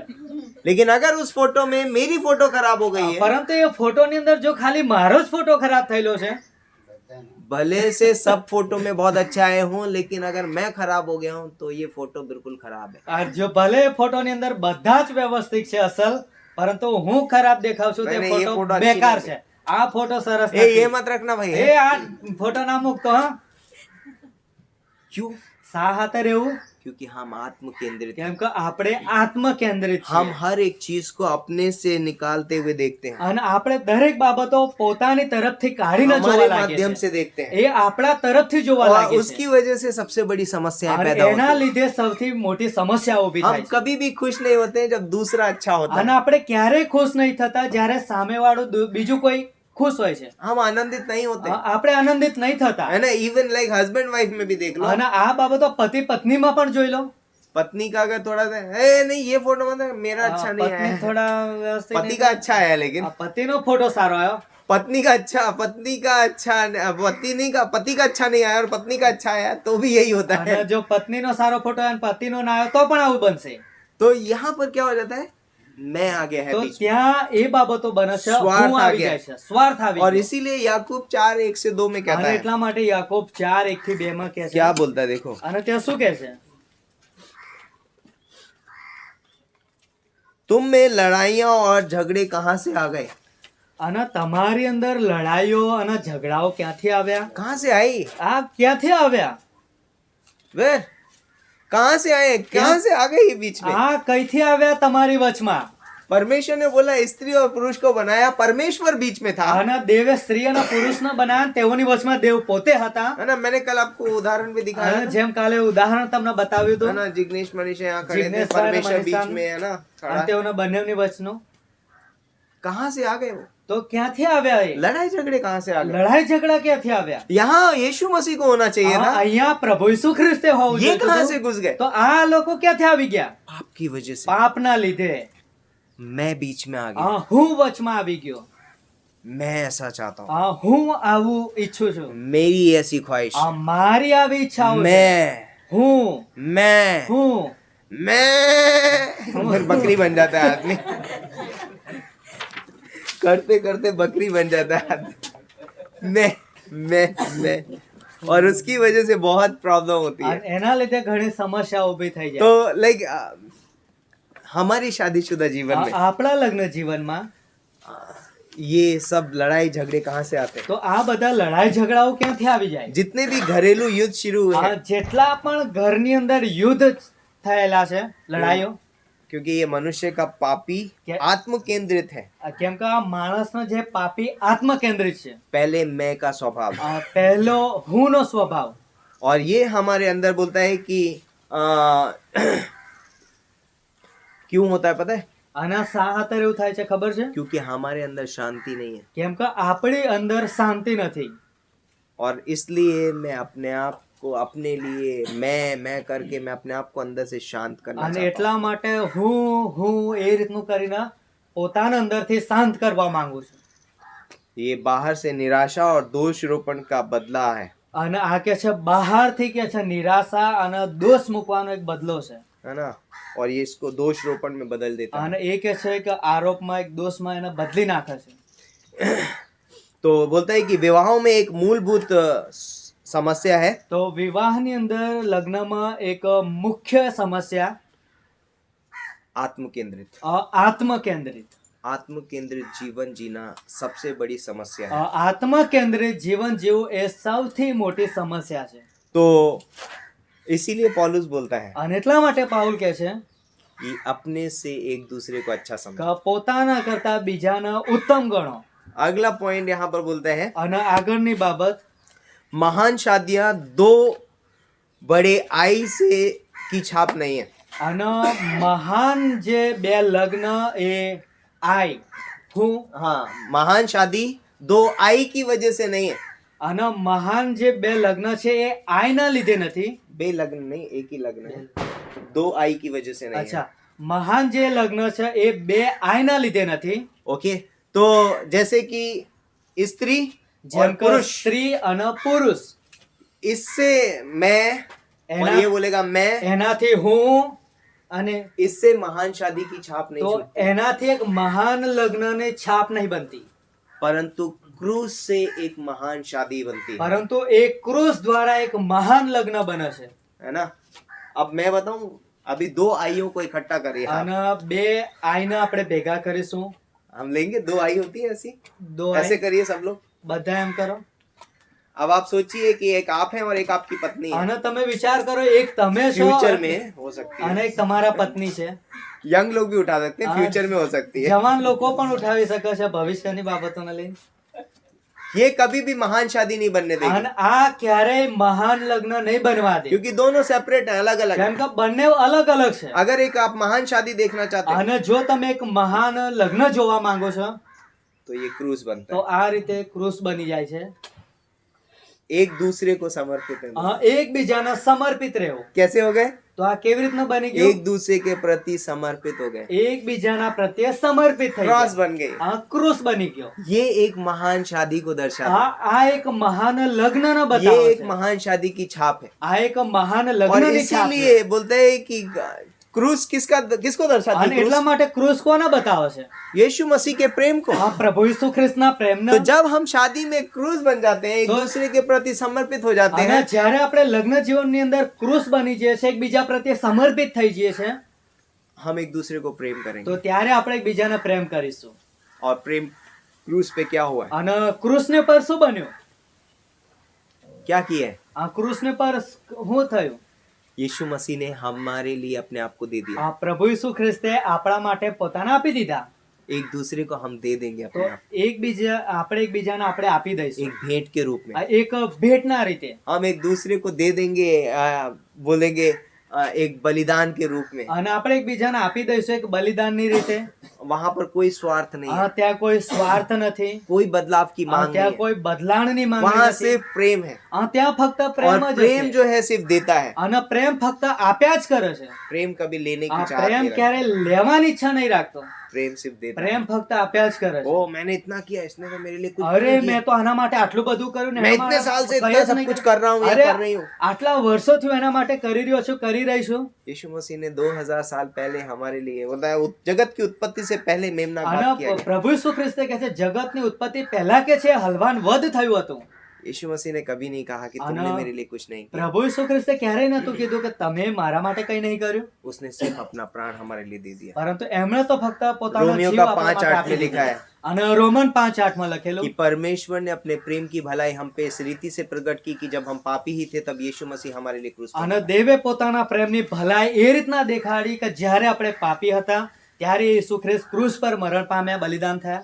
तो सोचिए, આ તો તમે વિચાર કરી જો. यीशु मसीह हमारे लिए मर गया जब हम बदले भी नहीं थे। અને જ્યારે આપણે બદલ્યા પણ ન હતા એ પહેલા ઈસુ ખ્રિસ્ત આપણા માટે મરણ પામ્યા. तो जब हम एक क्रूस से जीवन जीते हैं તો अपनी शादी में, જ્યારે આપણે આપણા લગ્ન જીવનની અંદર એક ક્રૂસનું જીવન જીવે છે, जब हम एक दूसरे को समर्पित हो जाते જ્યારે हैं, આપણે એકબીજાને સમર્પિત થઈ एक જઈએ છે, दूसरे के प्रति बलिदानी जीवन જ્યારે जीते આપણે हैं, એકબીજા પ્રત્યે બલિદાની જીવન जब एक જીવવા લાગીએ दूसरे છે, से एक अगापे प्रेम करते અને हैं, જ્યારે આપણે એકબીજાને અગાપ્ય પ્રેમથી जब પ્રેમ हम કરીએ बदलाव છીએ, की मांग नहीं करते અને हैं, ત્યારે આપણે બદલાણની जब માંગણી हम નથી कोई કરતા, शर्त नहीं रखते हैं, અને ત્યારે આપણે કોઈ શરતો નથી મૂકતા, हम हमारी शादी एक छाप होती है दूसरों की। અને આપણું લગ્ન જીવન એક છાપ બને છે બીજા લોકોના માટે ઉદાહરણની. तो ये हमारे हृदय में, અને આ આપણા હૃદયમાં, हमारी बुद्धि में, આપણી બુદ્ધિની અંદર, हमारी भावनाओं में આપણી જે લાગણીઓ છે એની અંદર, और हमारी इच्छा का स्थान ले लेगा। અને આપણી જે ઈચ્છાઓ છે એની જગ્યા લઈ લેશે. और बोलते हैं कि हम परमेश्वर के लिए बहुत ही उपयोगी होंगे। અને આપણે દેવના માટે ઘણા ઉપયોગી બનીશું. तो जब हम विवाह में रहने की बात आती તો है, જ્યારે આપણે લગ્નમાં રહેવાની વાત આવે છે, तो पति को अपने आप में अपने विवाह के संघ के केंद्र में एक सेवक के दिल को विकसित करना चाहिए। અને ત્યારે પતિએ કહે છે કે પોતાની અંદર એક सेवक, સેવક का હૃદય વિકસિત કરવાનું. है ना। जब मुझे शादी में रहना है, शादी करना है, तो एक पति को अपने हृदय में, अपने अंदर एक सेवक का हृदय तो विकसित करना જો जरूरी है। મારા લગ્ન કરવું છે કે લગ્નમાં છું તો મારે એક પતિ હોવાના લીધે મારે એક સેવકનું હૃદય વિકસિત કરવાનું છે. अब यहाँ पर बहुत खुश हो रही है पत्नियां, અને અહીંયા પત્નીઓ ઘણા ખુશ થાય છે. पति सेवक बनेगा. અરે મારા પતિ તો સેવક બનશે. दूसरी बात भी आ रही है, બીજી વાત પણ આવે છે આગળ. और यहाँ स्त्रियों को भी वैसा ही है. અને અહીંયા સ્ત્રીઓ પણ એમને પણ એવી જ બાબતો છે. ये स्त्रियों के लिए भी ऐसा ही है कि हमें अपने जीवन में सेवक का हृदय, અને સ્ત્રીઓ માટે પણ એવું છે કે એમના પોતાના જીવનમાં એક સેવકનું સેવાનું હૃદય હોય. સેવકનું तो जो ईश्वर हमसे चाहता है वैसा ही हमें बनना है. તો જે પ્રભુ આપણને જેવી ઈચ્છા રાખે છે એવું આપણે બનીએ. तो सबसे पहले पति पत्नी को पहले सेवक बनना होगा, અને તો સૌથી પહેલા પતિ પત્નીએ સેવક બનવાનું છે. और ये बहुत जरूरी है. અને આ બહુ જરૂરનું છે. ये सारे विवरणों का मूल है. અને આ બધી બાબતોનો हम शादी મુખ્ય में બાબત बहुत છે. कुछ करते हैं, बहुत कुछ काम होते हैं, बहुत सारे संबंध को અને निभाना આપણે पड़ता है. લગ્ન જીવનની અંદર ઘણું બધું કામ કરે છે અને ઘણા બધા સંબંધો નિભાવવા પડતા હોય છે. दास बनिए, તો તમે દાસ બનો. एक दूसरे के प्रति હા, सेवा, એકબીજાની સેવા કરો. सारा विवरण निपट હા, जाएगा. બધી જો વિગતો છે એનું નિવારણ આવશે. तो एक सेवक हृदय बोलते हैं, एक सेवक हृदय का सार क्या है? તો એક સેવાના હૃદયનું જે સાર શું કહેવાય? फिलिपियों का 2:3-4 ફિલિપી 2:3-4 क्या लिखा है? ત્યાં શું લખ્યું છે? झूठी बढ़ाई के लिए कुछ मत करो, જૂઠી બઢાઈના માટે કઈ ન કરો. पर अपने आप से या घमंड या विरोध या झूठी बढ़ाई के लिए कुछ मत करो, परंतु क्या करो, अपने से एक दूसरे को अच्छा समझो, અને બીજાના પોતાથી અચ્છા સારા સમજો. और अपने ही हित की नहीं परंतु दूसरे की हित की અને भी चिंता પોતાના करो. જ હિતની નહીં પરંતુ બીજાના હિતની પણ ચિંતા કરો. तो सेवक हृदय का सर्वोत्तम उदाहरण कौन है? તો સેવકના હૃદયનું સર્વોત્તમ મુખ્ય ઉદાહરણ કોણ છે? उसी के नीचे है, એની જ નીચે આપેલું છે. 5वीं 6ठी 7वीं 8वीं पंक्ति. 5, 6, 7, 8 માં जैसा मसीह यीशु का स्वभाव था वैसा ही तुम्हारा કે भी જે स्वभाव. પ્રમાણે ઈસુ ખ્રિસ્તનું મન હતું સ્વભાવ એવું તમારો પણ હોય. प्रभु होकर भी वो हमारे लिए दास बना. અને પ્રભુ હોવા છતાં પણ એ આપણા માટે દાસ બની ગયા. तो बहुत इंपॉर्टेंट है અને આ બહુ મહત્વનું છે. अपने अंदर दास का हृदय તો विकसित करना. પોતાની અંદર દાસનું હૃદયનો વિકસિત કરીએ. ये बहुत जरूरी આ है. બહુ જરૂરનું છે. दूसरी प्रतिबद्धता, અને બીજી પ્રતિબદ્ધતા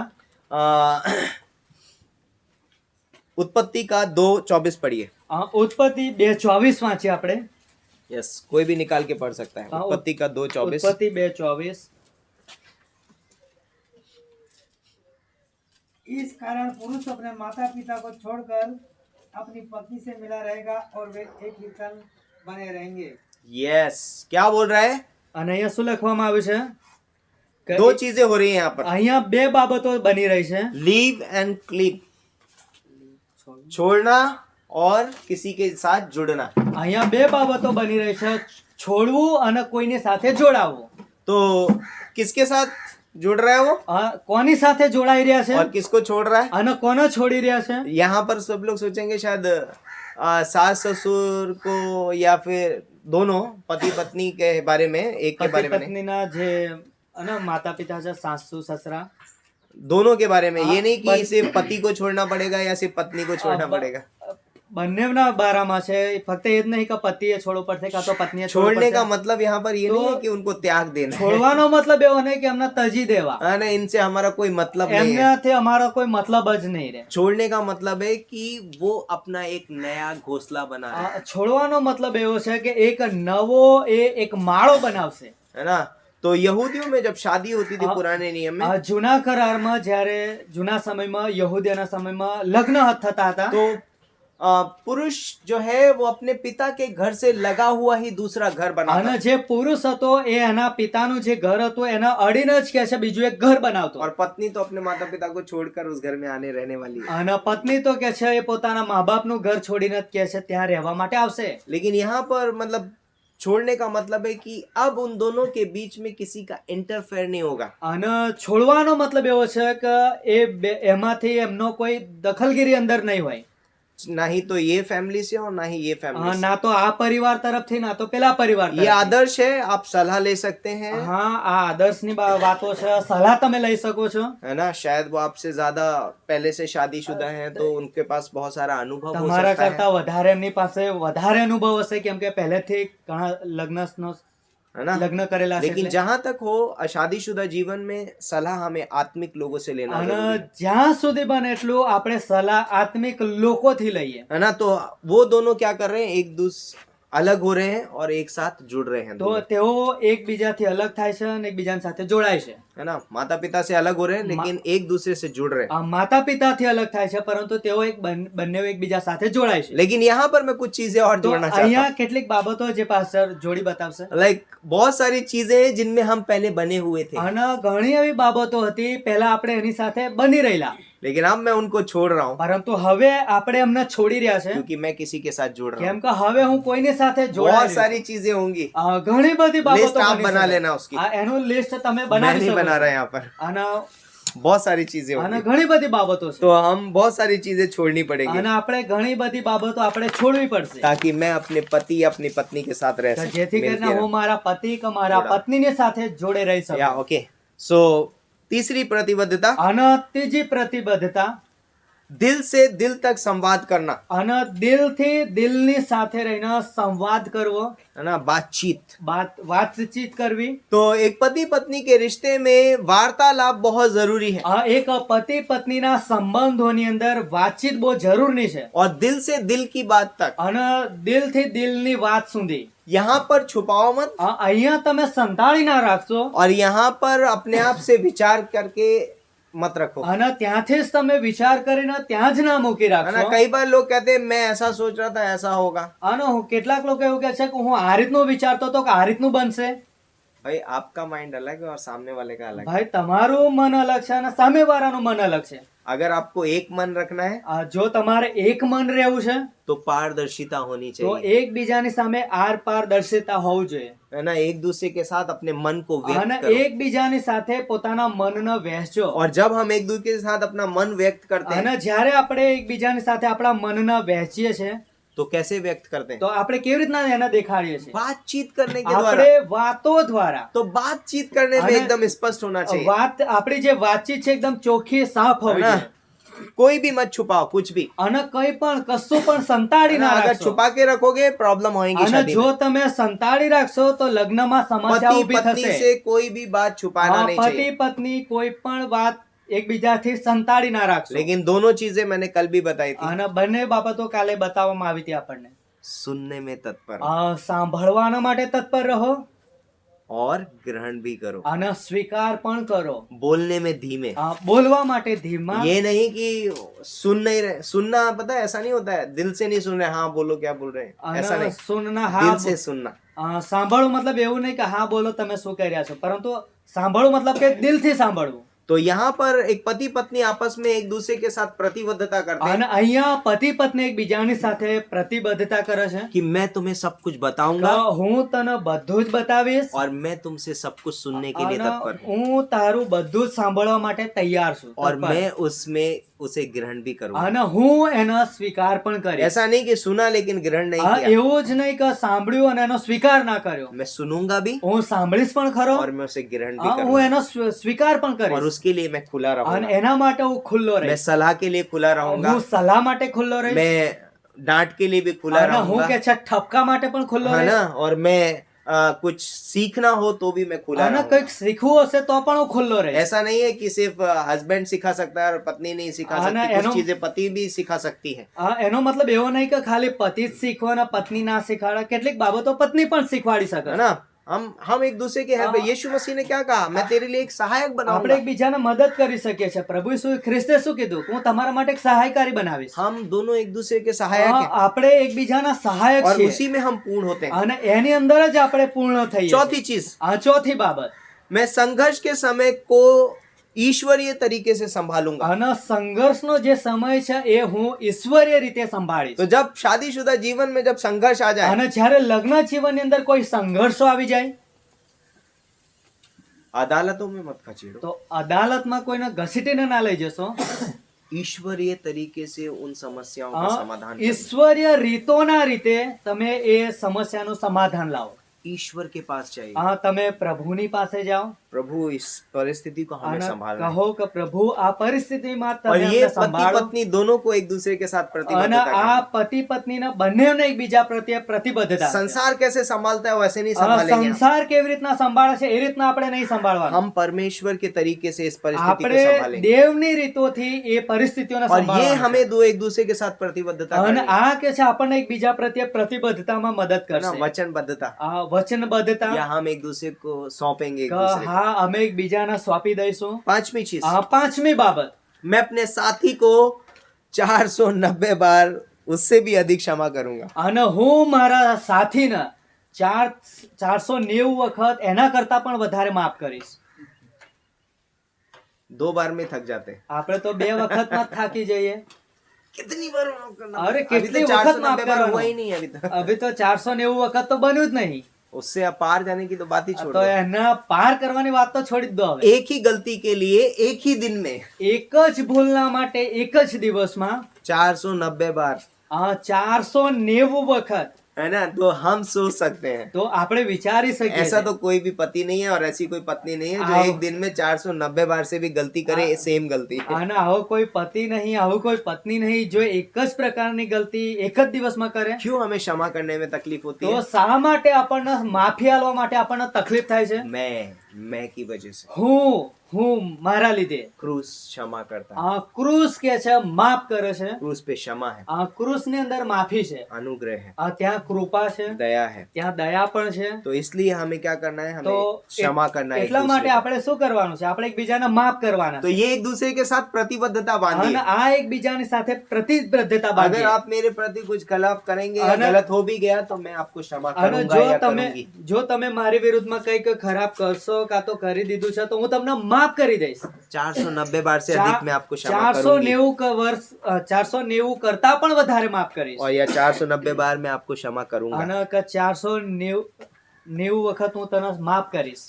ओके, छठी चीज, છઠ્ઠી બાબત, मैं ऑनलाइन या अन्य किसी तरीके से किसी भी यौन संबंध में शादी के बाहर कोई संबंध नहीं बनाऊंगा। અને ऑनलाइन पे भी लोग गंदे वीडियो देखते हैं ना, ઓનલાઈન यौन संबंध, ऑनलाइन या अन्यथा यौन प्रॉब्लम से मैं बचूंगा। અને ઓનલાઈન થી કાં તો અન્ય જે શારીરિક સંબંધ છે એનાથી બચીશ હું।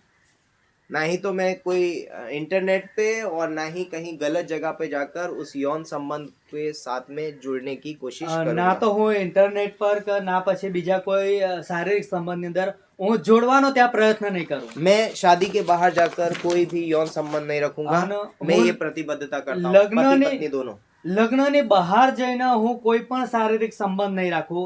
એ પતિ અને પત્નીને બંનેની વચ્ચેની प्रतिबद्धता। 7th इम्पोर्टेंट है, અને સાતમી બાબત, जिसकी वजह से परिवारों में बहुत प्रॉब्लम्स होती અને हैं। જેના લીધે પરિવારોની અંદર ઘણી સમસ્યાઓ ઊભી થાય છે। मैं वित्तीय ऋण के जाल से बचूंगा। અને હું વિત્તીય ऋण ઋણના જાલથી બચીશ। यानी कि ऋण मतलब मानो मैं लोन लेना, ઋણ હે ને कर्जदार कर्ज लेना बहुत ज्यादा। અને ઋણ है ना, बहुत વધારે कर्ज થઈ જાય। शादी में एक पति पत्नी को ये प्रतिबद्धता करनी है आपस में कि हम बहुत ज्यादा ऋण नहीं लेंगे। અને લગ્ન જીવનની અંદર પતિ પત્નીએ પ્રતિબદ્ધતા કરવાની છે કે લગ્ન જીવનની અંદર વધારે હું દેવું નહીં ये લઉં। व्यक्तिगत है। આ પોતાનું एक पुरुष વ્યક્તિગત कह બાબત सकता છે। है। અને આ પુરુષ કહી શકે છે। मैं इतना ऋण नहीं लूंगा। पता है ऋण लेने से क्या होता है? અને હું ખબર છે તમને દેવું કરવાથી શું થાય છે? आपका जीवन कभी शांति में नहीं होगा। તમારું જીવન ક્યારેય શાંતિમાં નહીં आप હોય। हमेशा चिंता में व्यतीत તમે हैं। હંમેશા कैसे ચિંતાથી ભરેલા भरूंगा मैं હશો। इसको? અરે આ દેવાનો કેવી और રીતના जो ચૂકવીશ? शादीशुदा का जो आनंद से भरा हुआ जीवन है वो आप खो देंगे। અને લગ્નનું જે જીવન છે એનો તમે એકદમ ખોવી નાખશો। एक सूखी रोटी घर पे बैठ के खा लेना, અને એક સુખી રોટી સુખી રોટી તમે ઘરે બેસીને ખાજો बिना उधार लिए, ઉધાર લીધા વગર। और एक चिकना चुपड़ा भोजन करना उधार लेकर અને के। એકદમ તાજું સરસ એવું ખાવાનું ઉધાર લઈને। दोनों में बहुत फर्क है। બંનેની અંદર ઘણો ફરક છે। ये खाने के समय तो अच्छा लगेगा, એ ખાવાના સમયમાં બહુ સારું લાગશે, लेकिन बाद में बहुत दुख देगा ये। પરંતુ પાછળથી ઘણું દુઃખ આપશે। लेकिन ये रूखी रोटी शायद आपको अभी थोड़ी अच्छी नहीं लग रही है, પરંતુ આ સુખી રોટલી કદાચ હમણાં સારી નથી लागती, लेकिन बाद में आपको ये बहुत सुकून देने પરંતુ वाली એ है। પાછળ બહુ તમને એક सकून આપશે। तो ये हमें प्रतिबद्ध लेनी है कि मैं बहुत ज्यादा ऋण नहीं लूंगा અને अपनी એટલા शादी માટે में। આપણે એમ તમારે પ્રતિબદ્ધતા લેવાની છે કે લગ્ન જીવનની અંદર હું દેવું નહીં લઉં, बिल्कुल नहीं लूंगा, બિલકુલ નહીં લઉં, नहीं लेना है। મારે નથી લેવું। हम जैसे भी हैं थोड़े में गुजारा करके हम અને अपने बसर આપણી करें। આપણે જેવા પણ છે ને થોડું છે થોડામાં આપણે ગુજારી લઈશું, और ये हमारे रिश्ते को और मजबूत અને बनाएगा। એ આપણા સંબંધોને વધારે મજબૂત तो બનાવશે। ये प्रतिबद्धताएं हैं, અને આ प्रतिबद्धता છે, और इस प्रतिबद्धता में इन प्रतिबद्धताओं को एक पुरुष स्त्री को आपस में लेना અને चाहिए। આ प्रतिबद्धताओમાં આપ દરેકમાં પુરુષ અને સ્ત્રીઓએ એકબીજાની સાથે લેવાનું છે, और इसमें हम बहुत बढ़ेंगे, અને એની અંદર આપણે વધારે આગળ વધતા और જઈશું, हमारा शादीशुदा जीवन बहुत खुशहाल અને होगा। આપણું લગ્ન જીવન ઘણું ખુશ। शायद आपने ये नहीं लिया होगा अभी शादी में, અને કદાચ તમે લગ્નમાં આ બાબતો નહીં લીધી હોય, ये आज ये समय है, તો આજે સમય છે, ये दिल से है, આના હૃદયથી છે, और परमेश्वर को केंद्र અને बनाइए, તમે દેવને કેન્દ્ર બનાવો, क्रूस पर जाइए, ક્રુસની ઉપર જાઓ, और आप अपने शादीशुदा जीवन અને को बहाल कर सकते તમારા લગ્ન જીવનને તમે બહાલ કરી શકો છો। हैं। आमीन, આમીન, हालेलुया। હાલેલુયા। सब लोग आनंदित हैं। બધા આનંદમાં છો? ये प्रतिबद्धताएं हमारे जीवन में बहुत जरूरी है। અને આ પ્રતિબદ્ધતા એ આપણા જીવનની અંદર બહુ જરૂરી છે। तो कल हमारा जो समय रहेगा वो साथीदार के ऊपर बात करेंगे हम। અને કાલનો જે સમય આપણો રહેશે એ સાથીદાર વિશેનો। तो आज समय हम रहશે। इसको समाप्त करते हैं। आइए हम તો प्रार्थना આજે करते हैं। અહીંયા આપણે પૂરું કરીએ છીએ અને પ્રાર્થના કરીએ। परमेश्वर पिता, हम धन्यवाद देते हैं, आपके नाम को ऊंचा उठाते हैं, आपकी महिमा, आपकी स्तुति करते हैं। आप अद्भुत हैं, आप अनुग्रहकारी हैं, आप दयालु ईश्वर हैं।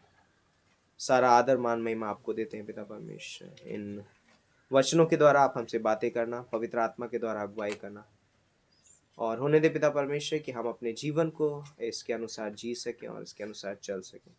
प्रभु यीशु मसीह के नाम से मांगते हैं, आमीन, आमीन। Praise the Lord, hallelujah.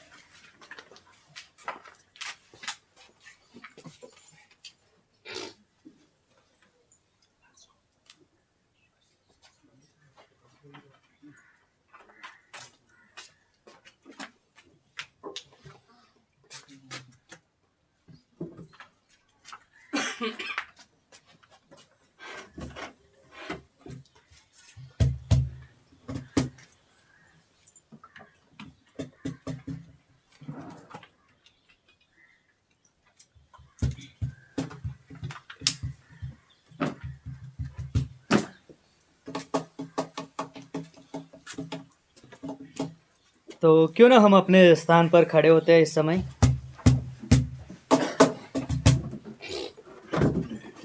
और गीत गाते हैं।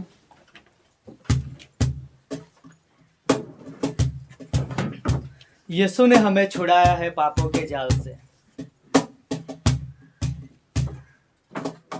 यीशु ने हमें छुड़ाया है पापों के जाल से, यीशु ने हमें बचाया है शैतान की जाल से, यीशु ने हमें छुड़ाया है पापों के जाल से, यीशु ने हमें बचाया है शैतान की जाल से।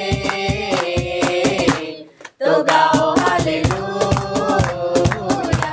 तो गाओ हालेलुया, तो गाओ हालेलुया, तो गाओ हालेलुया।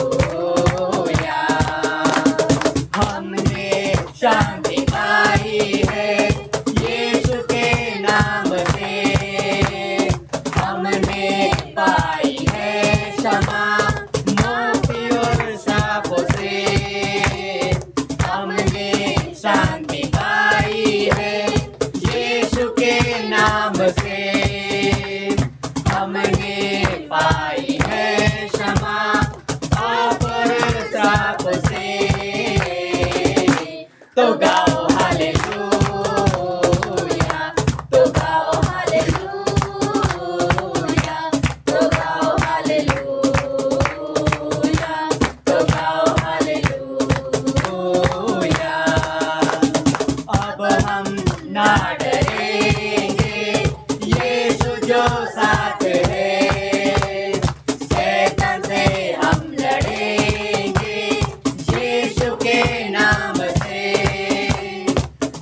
हम ना डरेंगे, यीशु जो साथ है, शैतान से हम लड़ेंगे, यीशु के नाम से। तो गाओ हालेलुया, तो गाओ हालेलुया, तो गाओ हालेलुया, तो गाओ हालेलुया।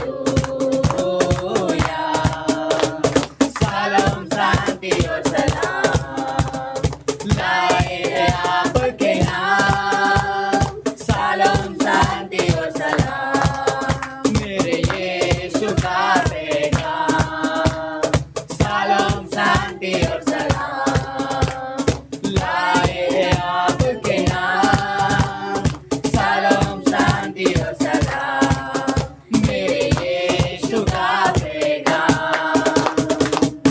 तो गाओ हालेलुया, तो गाओ हालेलुया, तो गाओ हालेलुया, तो गाओ हालेलुया, तो गाओ हालेलुया, तो गाओ हालेलुया, तो गाओ हालेलुया, तो गाओ हालेलुया।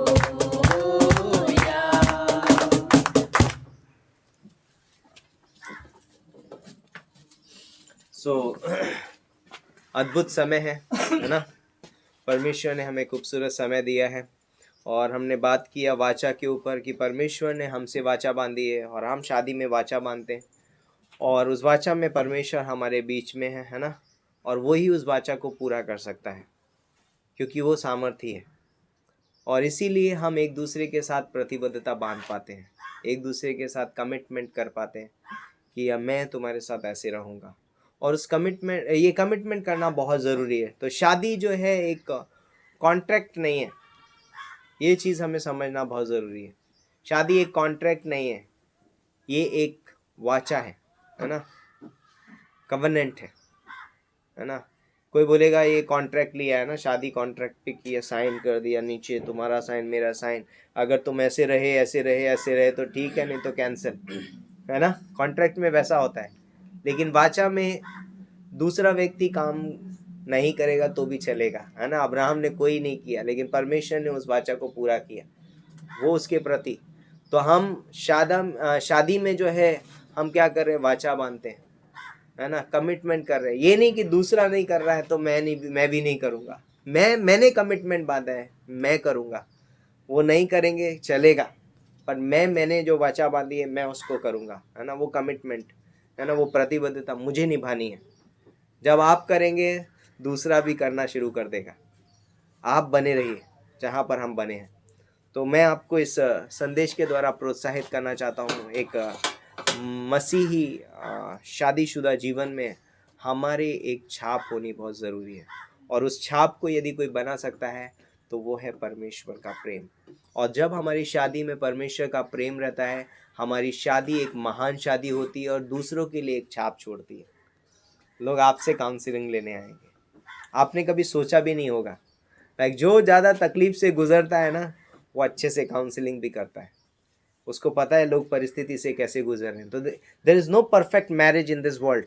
इस दुनिया में कोई भी एक सिद्ध शादी नहीं है। हर एक व्यक्ति बढ़ रहा है और एक शिखर पे पहुंच रहा है। प्रभु यीशु मसीह हमें मदद करते हैं और हम वहां तक पहुंच जाते हैं। तो आइए हम प्रार्थना करते हैं। परमेश्वर पिता, हम धन्यवाद देते हैं इस खूबसूरत समय के लिए, इस दिन के लिए। हम आपके नाम को ऊंचा उठाते हैं, आपकी महिमा, आपकी स्तुति करते हैं। आप अद्भुत हैं पिता परमेश्वर। आप हमारे शादीशुदा जीवन में आप हमें मदद करते हैं, बढ़ने में सहायता करते हैं। धन्यवाद करते हैं पिता परमेश्वर। और ये शादीशुदा जीवन हम तभी जी पाएंगे जब हम पवित्र आत्मा से परिपूर्ण जीवन जिएंगे। धन्यवाद करते हैं पिता परमेश्वर, धन्यवाद देते हैं, आपके नाम को ऊंचा उठाते हैं। इस रविवार की सभा को हम आपके हाथों में सौंप देते हैं। यहाँ पर आए हुए हर एक व्यक्ति को हम आपके हाथों में सौंपते हैं और जो भी इस संदेश को ऑनलाइन सुनेंगे, आप उनको ब्लेस करना, आशीषित करना। ऐसी हम प्रार्थना करते हैं। धन्यवाद देते हैं, सारा आदर मान महिमा आपको देते हैं। हमारी पूरी टीम को आपके हाथों में सौंपते हैं, आने वाली एक्टिविटीज़ को और कल के दिन को भी आपके हाथों में सौंपते हैं। प्रभु यीशु मसीह के नाम से मांगते हैं, आमीन आमीन।